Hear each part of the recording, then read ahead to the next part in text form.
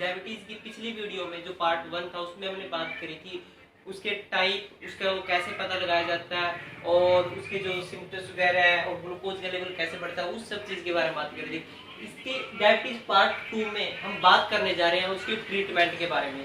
साथ के साथ हम बात करेंगे जो उसके सिम्टम्स जैसे प्यास लगना, भूख लगना, वो सारी चीजें क्यों होती है, क्यों बार बार पेशेंट को यूरिनेट के लिए जाना पड़ता है, उस चीज की हम इसमें बात करेंगे। सबसे पहले बात कर लेते हैं कि जो ट्रीटमेंट किया जाता है, जो टाइप 1 के जितने भी पेशेंट्स हैं उनको इंसुलिन इंजेक्शन दिया जाता है। उसका कारण क्योंकि टाइप 1 में मैंने बताया था पिछली वीडियो में कि उसमें बीटा सेल्स पूरी तरीके से डैमेज हो जाती है, वो अपना काम करना बंद कर देती है, मतलब शरीर में इंसुलिन का लेवल 0 हो जाता है।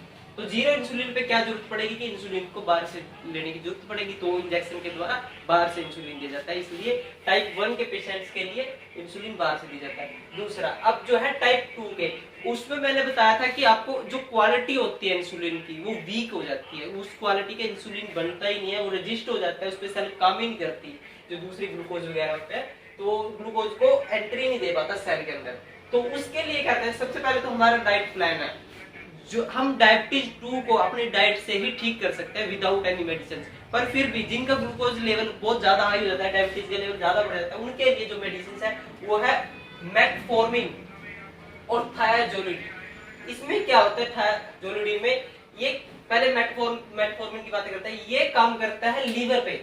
लीवर पे कैसे काम कर रहा, जो ग्लूकोज मैंने आपको बताया था कि जो हम खाते हैं उससे ग्लूकोज बनता है, ग्लूकोज बनता है, तो लेकिन एक ग्लूकोज और होता है हमारे शरीर में जो स्टोरेज फॉर्म में होता है, जो जैसे हम 2 दिन तक 3 दिन तक अगर खाना ना खाए तो हमारी बॉडी को एनर्जी कहाँ से मिलती है, वो मिलती है जो स्टोर एनर्जी होती है, स्टोर एनर्जी होती है ग्लूकोज की फॉर्म में। वही ग्लूकोज लीवर या दूसरी एडिपोज टिश्यूज जो बॉडी के अंदर होती है वहां से रिलीज होता है, उस ग्लूकोज के द्वारा हमारी पूरी बॉडी को एनर्जी मिलती है सेल में जाने के बाद।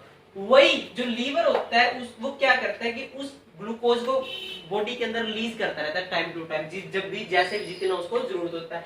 ये मेटफॉर्मिन इस प्रोसेस को रोक देता है कि लीवर को बोल देता है कि अब तेरे को ग्लूकोज नहीं बढ़ाना है, ब्लड के अंदर ऑलरेडी ग्लूकोज बहुत ज्यादा हो चुका है। तो इस प्रोसेस को मेटफॉर्मिन लीवर के पास जाके रोक देता है। अब थायाजोलिड ये क्या करता है कि जो हमारी किडनी होती है उसका काम होता है जो भी बॉडी के अंदर एक्स्ट्रा चीज है उसको लिक्विड में उसको क्या करता है ब्लड से निकाल के बॉडी से बाहर भेजने का काम करता है। जैसे वाटर जो भी हम लेते हैं लिक्विड में या बाकी दूसरी चीजें, उसको जितनी ब्लड को जरूरत है उसको उसकी देने के बाद जो वेस्ट बचता है उसको शरीर से बाहर भेजता है।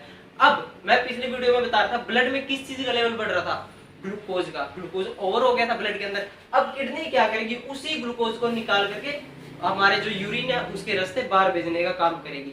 अब ये क्या करता है, उसी प्रोसेस को बढ़ा देता है, ऑस्मोटिक प्रेशर को ग्लूकोज के बढ़ा देता है। अब किडनी क्या करेगी, जितना ब्लड के अंदर से वो नॉर्मली निकाल रही थी ग्लूकोज को उससे ज्यादा मात्रा में निकालना शुरू करेगी।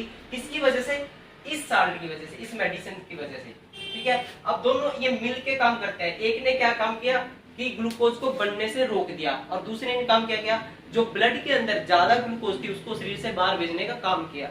अब इसी के अंदर जो किडनी की बात चल रही होती है, इसी के साथ हम समझ लेते हैं कि जो पेशेंट्स होते हैं डायबिटीज के उनको प्यास क्यों लगती है बार बार, ये उनका सिम्टम है, ये पिछली वीडियो में हमने बताया था। लेकिन उनको प्यास क्यों लगती है, प्यास लगने के कारण जब किडनी ग्लूकोज को बाहर निकालने का काम करती है वो बहुत हाई स्पीड में करती है, मतलब जितनी उसकी काम करने की पावर होती है वो बढ़ जाती है डायबिटीज के टाइम पे।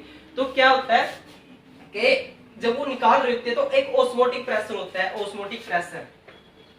इस प्रेशर में ये प्रेशर बढ़ने की वजह से क्या करता है, जो बॉडी के अंदर पानी होता है उसको भी ज्यादा प्रेशर के साथ वो बाहर भेज देती है यूरिन में, तो प्रेशर उसके कंट्रोल का नहीं रहता। उस प्रेशर की वजह से ही हमारे शरीर का पानी जो होता है वो शरीर से बाहर चला जाता है, मतलब ब्लैडर में आ जाता है, फिर ब्लैडर से हमारे शरीर से बाहर चला जाता है। उस ग्लूकोज को भेजने की वजह से, भेजना तो ग्लूकोज होता है, उसके साथ वाटर भी चला जाता है, इस वजह से हमारे शरीर में पानी की कमी हो जाती है, जिसकी वजह से उस पेशेंट को बार बार प्यास लगती है। अब भूख क्यों लगती है, जो पेशेंट्स होते हैं डायबिटीज उनको भूख क्यों लगती है, भूख लगने का कारण ये है कि अभी मैं बता रहा था कि जो ग्लूकोज जो हमारे खाने से बना था वो हमारी सेल के अंदर जाता है, सेल में जाके वो एनर्जी बनाता है, इंसुलिन के थ्रू सेल में एंटर करता है। अब वही ग्लूकोज इंसुलिन की कमी की वजह से, वो टाइप 1 हो चाहे 2 हो, दोनों में इंसुलिन तो है ही नहीं है, इंसुलिन ना होने की वजह से हमारी सेल के अंदर तो जा नहीं पाता, वो ब्लड के अंदर ही फ्लो करता रहता है, घूमता रहता है। अब एनर्जी कहां से आएगी शरीर को, एनर्जी नहीं है, सेल के अंदर ग्लूकोज ही नहीं जा रहा है, लेकिन हमारे शरीर को तो एनर्जी चाहिए, उसके बगैर तो वो चल सकता ही नहीं। तो इसीलिए कोशिकाओं को चाहिए एनर्जी, उसके लिए वो क्या करता है, उसको भूख लगती है, वो मतलब भोजन की तलाश में रहता है कि भोजन मिले तो एनर्जी मिले, ठीक है, उस चीज की तलाश में रहता है। तो सेल के अंदर ग्लूकोज ना जाके वो ब्लड में फ्लो कर रहा है, इस वजह से यहाँ पे एनर्जी शरीर महसूस कर रहा है एनर्जी की कमी को, उसकी वजह से हमें बार बार भूख लगती है। तो ये था उसका ट्रीटमेंट। अब इसको ठीक कैसे कर सकता है, इसमें एक तो मेडिसिन आ गया था या टाइप 1 का है तो उसको इंसुलिन इंजेक्शन, दूसरा एक्सरसाइज। एक्सरसाइज का क्या काम कर, एक्सरसाइज हमारे जो एक्स्ट्रा फैट था, जिसकी मैंने फैट की बात करी थी कि किसी का वेट अगर 50 केजी से 100 केजी हो जाता है तो उस टाइम पे इंसुलिन की कमी हो जाती है। तो उस क्यों ना हम उस बॉडी के वेट को ही कम कर दे, वेट कम होएगा तो ग्लूकोज की जरूरत कम होएगी, ग्लूकोज कम बढ़ेगा बॉडी में तो इंसुलिन की जरूरत भी कम होएगी। इस वजह से अगर हम प्रॉपरली एक्सरसाइज में रहते हैं, डेली की जो भी होती है हमारे रूटीन की, तो उससे क्या होगा, हमारी बॉडी का ओवर फैट है वो कम हो जाता है, इससे भी डायबिटीज को हमारे कम करने में मदद मिलती है। तो ये था, पिछली वीडियो में बात थी कि ये क्यों होता है, कैसे इसका पता लगाया जाता है। इस वीडियो में बात थी उसकी ट्रीटमेंट्स की।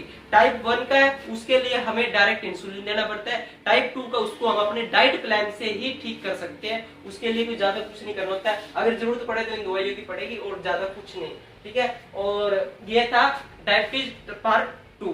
तो इस वीडियो में इतना ही, थैंक यू, जय हिंद, जय भारत।